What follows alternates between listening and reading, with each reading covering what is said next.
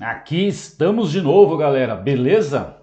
Voltamos agora para a aula número 2 de termologia. Aula 2 de termologia, nós vamos falar de dilatação dos sólidos e dilatação dos líquidos. A aula 3 é calorimetria e a aula 4 e 5, exercício envolvendo dilatação, exercício envolvendo calorimetria. E se você está aqui é porque você quer aprender física. E eu só tenho uma coisa para te dizer. Você está no lugar certo. Vamos aprender física? Então, sem mais delongas, bora pro vídeo. Dilatação térmica, galera. Vamos lá, termologia aula 2, dilatação térmica, tá? É a dilatação dos sólidos e dos líquidos, ok? Então vamos lá, vamos começar com a dilatação dos sólidos. Primeiro vamos lembrar que a dilatação está no nosso dia a dia, né? Não é nada que você não veja no seu dia a dia.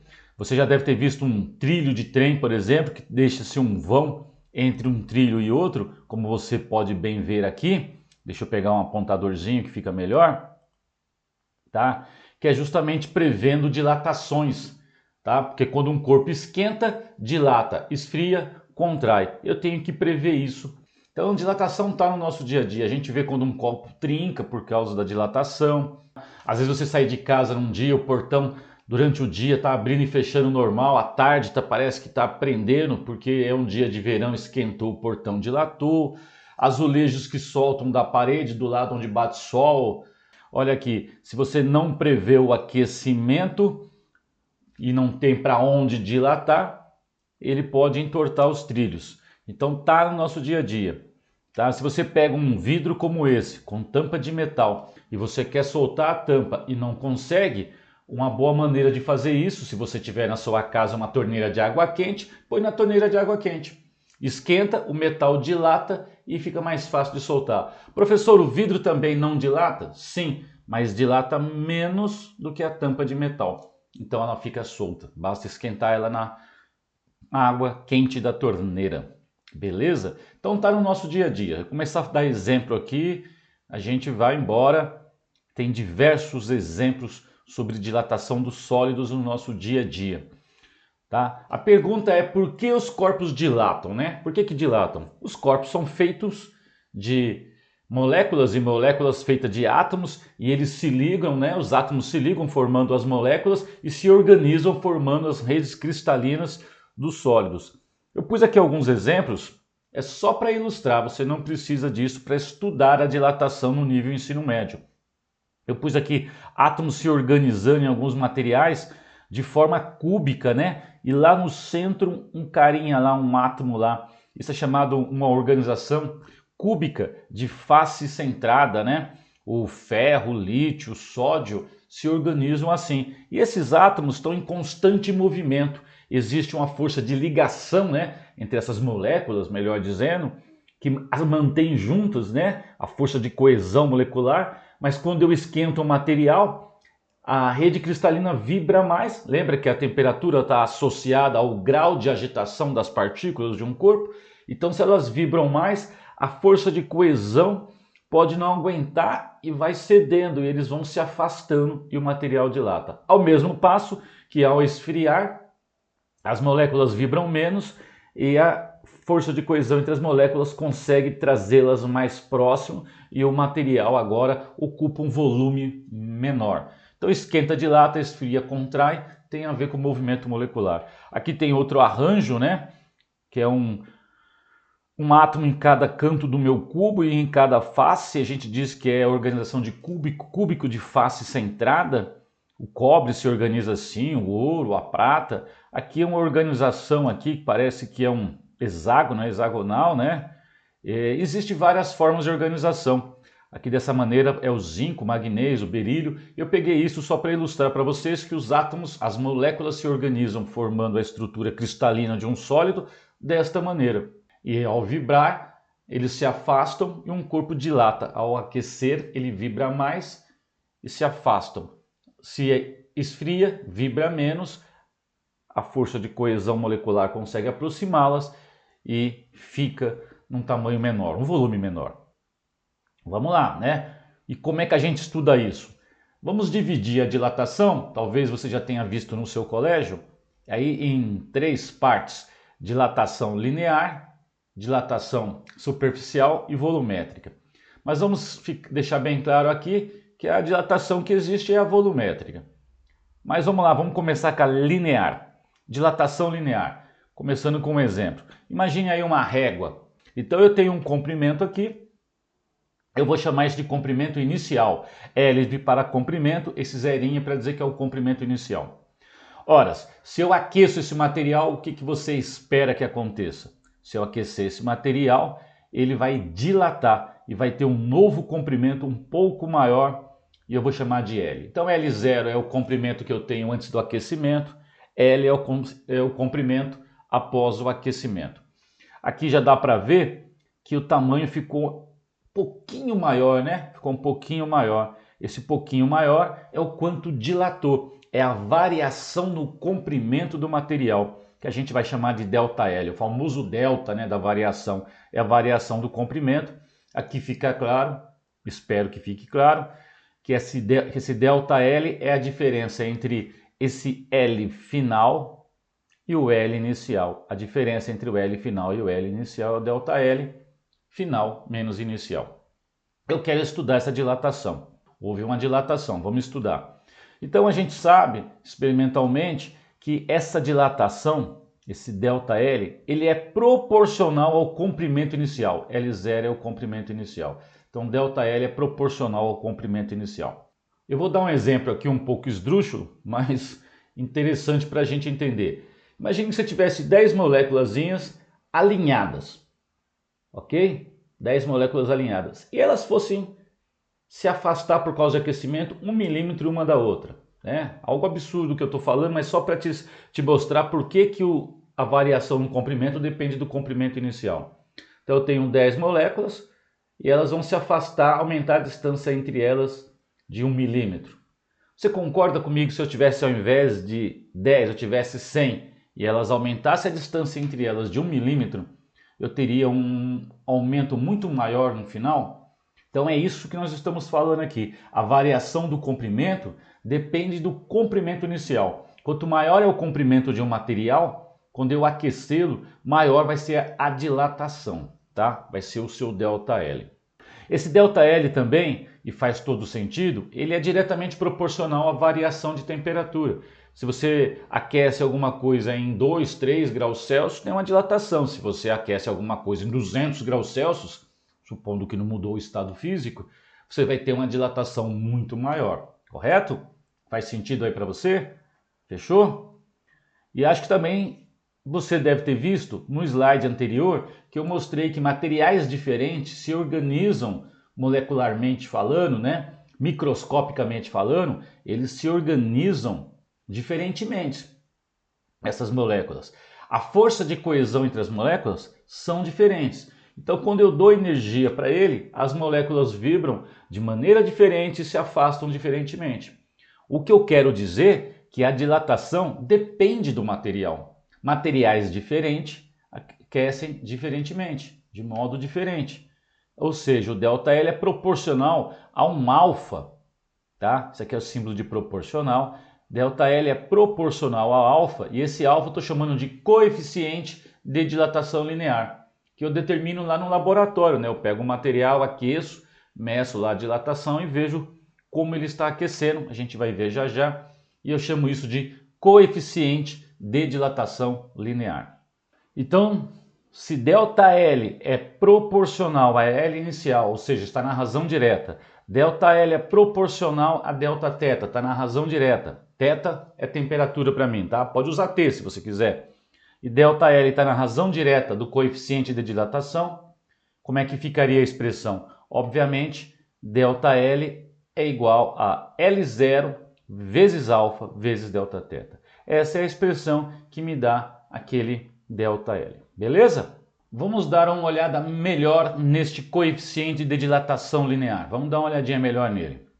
Coeficiente de dilatação linear. Então perceba o seguinte, da expressão ΔL igual a L0 vezes alfa vezes Δθ, eu tiro que alfa é ΔL sobre L0 Δθ. Fechou? Foi? Matemática simples. Veja aqui em cima, ΔL, meu apontador de novo, ΔL é um comprimento e embaixo L0 é um comprimento.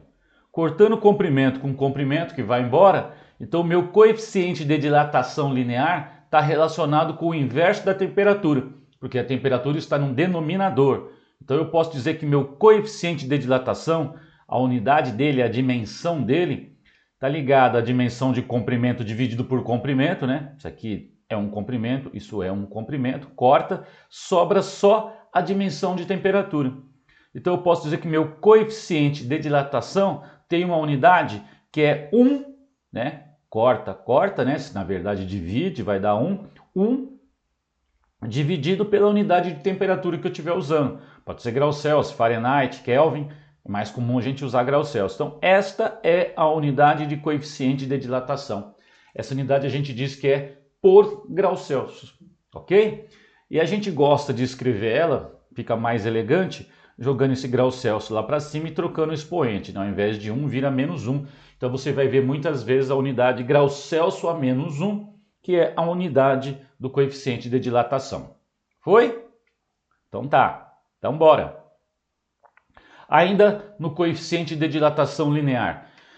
Coloquei uma tabela só para a gente dar uma olhada. Ninguém vai decorar isso aqui, é claro, né? Não faz sentido decorar a tabela, né? Aqui eu estou mostrando a dilatação do chumbo, 29, o coeficiente. Mas olha aqui em cima, 10 a menos 6. Você tem noção do que é um 10 a menos 6? É um milionésimo? São 6 casas depois da vírgula, né? 10 a menos 6 é 0,0000001. Ou seja, né? Por cada grau Celsius. Grau Celsius a -1 por cada grau Celsius. Então, os materiais sólidos dilatam muito pouco, né? O chumbo dilata bastante em relação a outros, tá? Mesmo assim, é na ordem de 10 a menos 6, uma ordem de grandeza de 10 a menos 6. O zinco, 26, alumínio, 23, cobre, 17, aço, 11, tá? É só para ilustrar. Olha o vidro comum, 9. Por isso você põe um café quente num copo de vidro, né? E ele, ao dilatar, ele trinca, porque ele não aguenta dilatação. O vidro Pirex dilata menos, então é mais difícil de trincar o vidro. Você já foi tomar café numa padaria? E ao tomar o café, o cara vai pôr o café para você num copo, um café, um leite, e ele põe primeiro a colherzinha dentro do copo, antes de jogar o produto quente lá. Por quê? Porque o metal é um ótimo condutor de calor, né? Então o metal pega boa parte do calor para ele, não vai para o copo, não tem risco de trincar o copo. Lá na frente eu vou usar esse número 10 a menos 6 para a gente ver o quanto ele é pequeno e a gente vai eliminar algumas coisas. Dilatação dos sólidos ainda. Ainda falando da dilatação linear. Imagine você uma régua. Peguei essa imagem de uma régua, não está muito nítida. Essa régua é de metal, é uma escala. Imagine você que eu vou esquentar essa escala. Ora, se existe dilatação linear, o que vai acontecer quando eu esquentar? Esse comprimento aqui que eu estou marcando de amarelo vai aumentar? Pouco, a gente sabe que é pouco, né? Da ordem de 10 a menos 6, mas vai aumentar. Essa largura, ora, vai aumentar, é um comprimento. A espessura que eu não marquei aí, a espessura vai aumentar. Este furo, o diâmetro, vai aumentar. O diâmetro é uma grandeza linear, ele aumenta o diâmetro. O materialzinho que eu tirei aqui do furo, que eu pus aqui embaixo, ó, tá? Se ele tivesse sido aquecido da mesma temperatura, ele tem o mesmo aumento que o furo. O furo aumenta do mesmo jeito que o material que estaria lá. Guarda essa, hein? Isso é muito útil. O furo vai aumentar, né, do mesmo tamanho, vai ter um aumento linear no seu diâmetro, igual o material que lá estava. Tá legal? Bom, se eu tenho aumento linear no comprimento, na largura, na espessura, eu tenho um aumento, na verdade, no volume. Então vamos falar da dilatação volumétrica, que faz mais sentido. A gente divide linear, volumétrica e superficial, como eu vou mostrar na frente, para facilitar, porque às vezes é interessante para a gente, em algumas situações, estudar separadamente. Mas o que acontece de verdade quando eu aqueço um material é uma dilatação no seu volume. É uma dilatação volumétrica. Então vamos dar uma olhada nisso. Eu vou fazer uma dedução aqui. A maioria de vocês prefere só a equaçãozinha pronta para fazer exercício. Tudo bem, tudo bem. Não há problema nisso, você querer a equação final. Mas a gente pode tentar desenvolver mais o intelecto, pensar um pouco, ganhar habilidades matemáticas, né? Entender como algumas coisas acontecem. Eu acho que não faz mal nenhum. Então eu vou te mostrar como a gente vai chegar na equação da dilatação volumétrica depois de ter entendido como dilata um material linearmente. Então vamos pegar um cubo, porque é mais fácil pensar no cubo. Vamos pensar um cubo que tem L0 de aresta. L, comprimento, 0, comprimento inicial. Então todas as suas arestas valem L0. Qual é o volume desse cubo? L0 ao cubo, né? L0 vezes L0 vezes L0. Tem um certo volume. Se eu aquecer, esse L0 vai aumentar de um ΔL. Eu tinha um L0, aqueci, aumentei um ΔL, como a gente viu lá nos primeiros slides. Então aqui tinha uma medida L0, eu esquentei, agora é L0 mais um ΔL, o cubo está maior. Tá? A gente sabe que a dilatação é pequena, mas a gente aumenta aqui razoavelmente para a gente poder enxergar e entender. Essa aresta também tem que ter o mesmo aumento, L é 0 ΔL, e esta aresta é de 0 ΔL. Então eu tinha um volume inicial, que era L0 ao cubo, e um volume final, que é V0 mais um ΔV. Tá? O volume final é o V0 mais o quanto aumentou o volume, um ΔV. Tá? Ok? E esse volume vai ser L0 mais ΔL vezes L0 mais ΔL vezes L0 mais ΔL, que seria L0 ΔL ao cubo. Então eu posso dizer que o meu volume V0 mais um ΔV é L0 mais ΔL ao cubo. Foi? Tranquilo? Então vamos desenvolver isso, a matemática do nível ensino fundamental. Vou desenvolver isso aqui. É o cubo do primeiro, 3 vezes o quadrado do primeiro pelo segundo, coisas assim. Vamos desenvolver.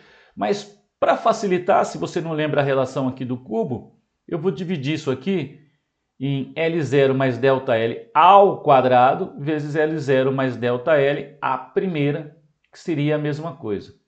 Eu desenvolvo esse produto notável e faço uma distributiva aqui. Ok? Então vamos lá, esse produto notável aqui vocês lembram mais facilmente, né? É o quadrado do primeiro, mais 2 vezes o primeiro pelo segundo, mais o quadrado do segundo, e depois eu distribuo lá e eu termino. Então tem lá V0 mais ΔV, desenvolvi aqui, galera, ó, quadrado do primeiro, 2 vezes o primeiro pelo segundo, mais o quadrado do segundo, e agora eu vou distribuir com esse outro parênteses aqui, ó. Aquele chuveirinho que vocês fazem lá, ok? Tá indo? Vamos fazer. Só que antes de fazer esse chuveirinho, lembra que eu pedi para você guardar que a ordem de grandeza com que os corpos dilatam, os sólidos, é da ordem de 10 a menos 6? Todo mundo lá 10 a menos 6? Da ordem de 10 a menos 6, 10 a menos 5. Ou seja, esse ΔL, ele é muito menor do que o comprimento inicial.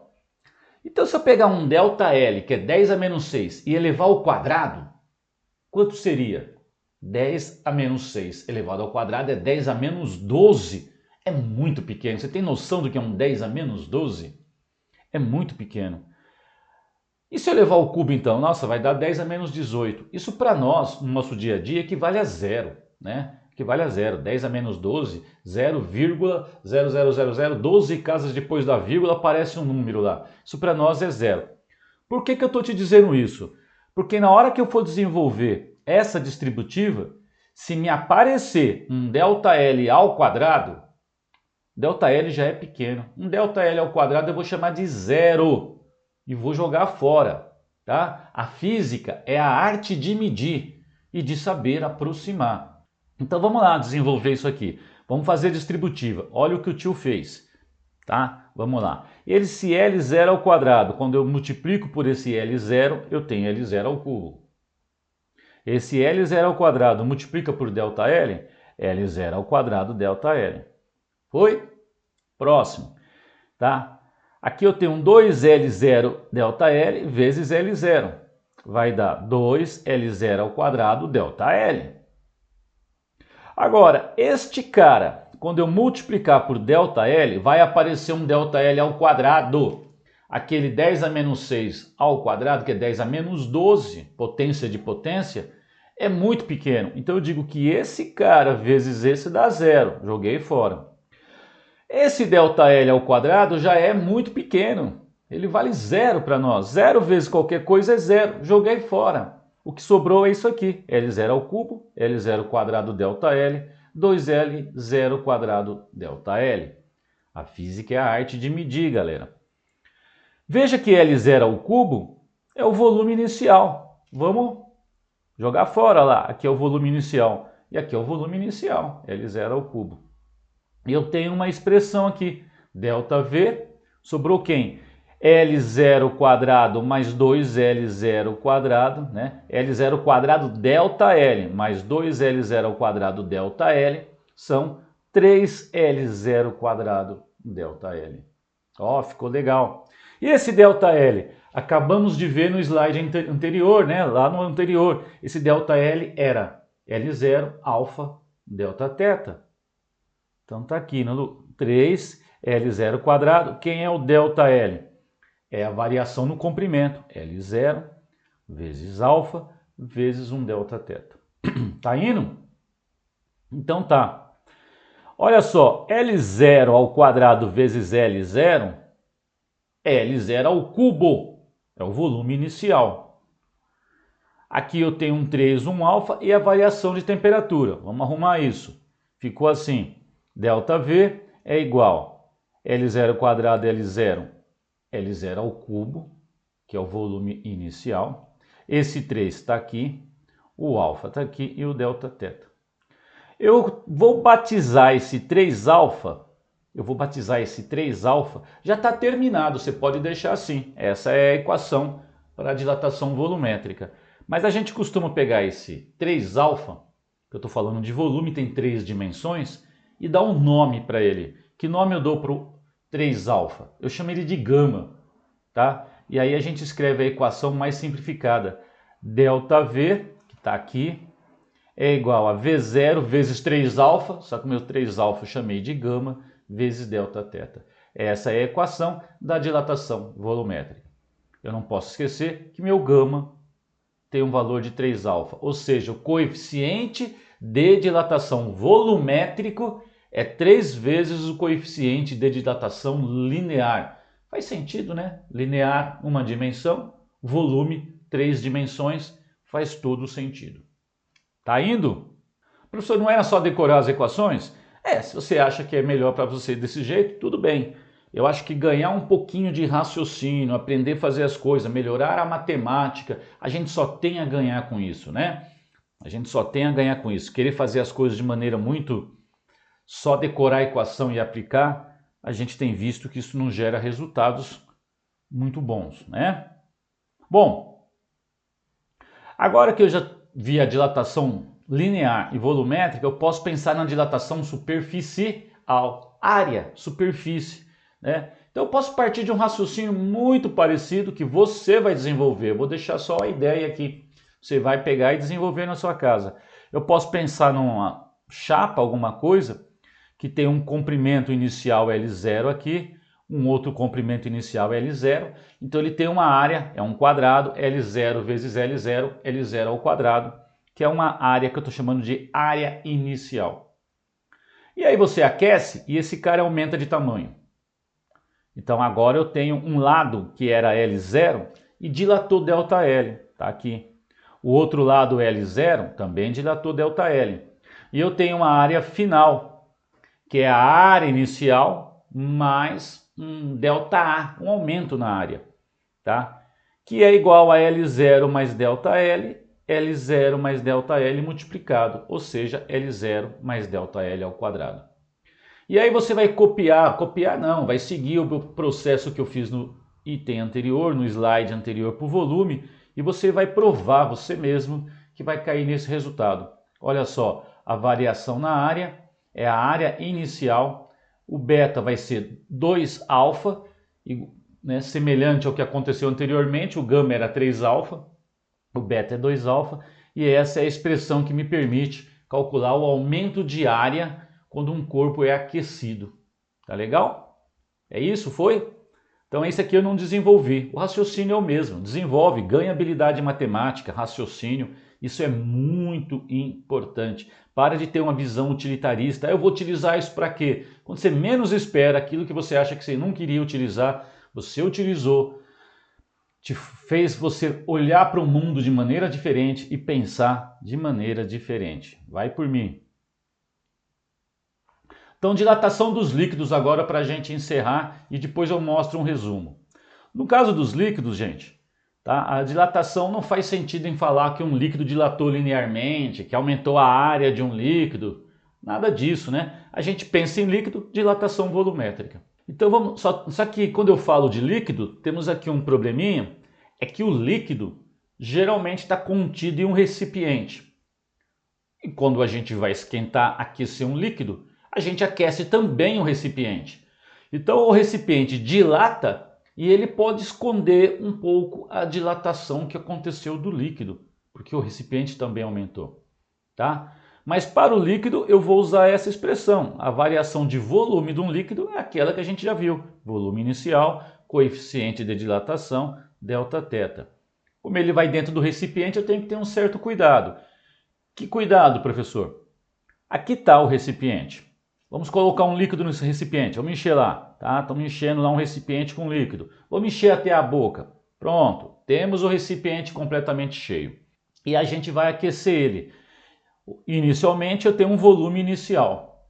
Eu aqueço, o líquido vai aumentar de volume, mas o recipiente também. Então eu vou ter um novo recipiente maior, lógico que a gente não é esse aumento todo, e um volume maior de líquido. Mas como o coeficiente de dilatação dos líquidos é maior, são maiores, eu não pus a tabela aqui, os líquidos dilatam mais que os sólidos. Então se o recipiente está completamente cheio e eu aqueci e o recipiente dilatou, mas o líquido dilatou mais, o que você espera que tenha acontecido? Transbordou um pouco de líquido, transbordou um pouco do líquido. Ok? E a gente olhando fala, ah, esse foi o que dilatou. Na verdade não. Essa é uma parte do que dilatou. Porque quando transbordou, porque dilatou mais que o recipiente, teve uma parte do líquido que dilatou e não transbordou. Pelo fato do recipiente também ter dilatado. A dilatação do recipiente escondeu uma parte da dilatação do líquido. Então, isso que a gente está vendo aqui, que é o que transbordou, a gente dá um nome. A gente diz que é um ΔV, uma variação no volume. AP é de aparente, né? Então, esse é a variação do volume aparente. Qual é a variação de volume do líquido real? Vamos lá? Então, se eu quiser saber a dilatação real do líquido, eu tenho que levar em consideração que o recipiente dilatou e aquela dilatação do recipiente escondeu uma parte da dilatação do líquido. Então, a dilatação do volume real do líquido é a variação do volume do recipiente mais a variação do volume aparente. Aparente é aquilo que você enxerga. Pode ser o que transbordou ou aquilo que eu olhei e vejo, ó, isso aqui a gente mediu, subiu um pouquinho, tá? Porque o volume do recipiente aumenta e ele esconde uma parcela da dilatação do líquido, ok? Essa é a diferença, o resto é igual ao sólido. Bom, em termos de coeficiente de dilatação, é o volumétrico. Vale lembrar que como eu tenho a dilatação real e aparente, vão aparecer coeficientes reais e aparentes. E como eu vou envolver o recipiente, eu preciso do coeficiente do recipiente. Então é fácil demonstrar que o gama real, que é o coeficiente de dilatação volumétrico real do líquido, é igual ao coeficiente de dilatação volumétrica do recipiente mais o coeficiente de dilatação volumétrico aparente, aquele que a gente acha que foi a dilatação real, que é visível. Bacana? Então vamos fazer um resumo, porque foi muita informação, e a gente fecha E essa foi a aula 2, a aula 3 é calorimetria, aula 4 e 5 é exercício para a gente ver tudo isso que a gente já viu até agora, como é que aparece lá nos concursos mais puxados como AFA, ITA, IME, Escola Naval, e por que não, aparece também na SpaceX. Eu estou gravando esse vídeo agora em 2024, tinha acabado uma prova da Unicamp e tinha caído dilatação. Então, cai em todos os concursos, os militares são mais puxados à prova. Fazendo uma revisão, fazendo um resumo, dilatação dos sólidos e líquidos, então fica assim. A dilatação linear, ΔL, L0, alfa, delta, teta. Veja como é tudo parecido. Dilatação superficial, lembra? ΔA, A de área, pode ser S de superfície, se você preferir. A0, que é a área inicial. Beta, que é o dobro do alfa, vezes delta teta. E a dilatação volumétrica, né, delta V, V0, gama, que é o triplo de alfa, vezes delta teta, que é a variação de temperatura. Quando eu vou para os líquidos, a dilatação dos líquidos, eu penso sempre em dilatação volumétrica, né? Dilatação volumétrica. Lembrando que eu tenho que levar em consideração o recipiente. A dilatação real é a dilatação do recipiente mais a dilatação aparente do líquido. E os coeficientes de dilatação real do líquido, o aparente, e eu tenho que levar em consideração o recipiente. Beleza? Gente, ficou um pouco longo o vídeo, não tem jeito. Espero que vocês tenham gostado. Isso é muito útil. Cai na AFA, caiu na AFA recentemente, cai em todos os concursos. Tá? Curte, compartilha, se inscreva no canal, você me ajuda, nós ajudamos mais pessoas por aí. Tá legal? A próxima aula 3 é calorimetria, pensando em termologia. A aula 4 e 5 eu vou fazer bastante exercício dos concursos, principalmente militares. Falou, galera?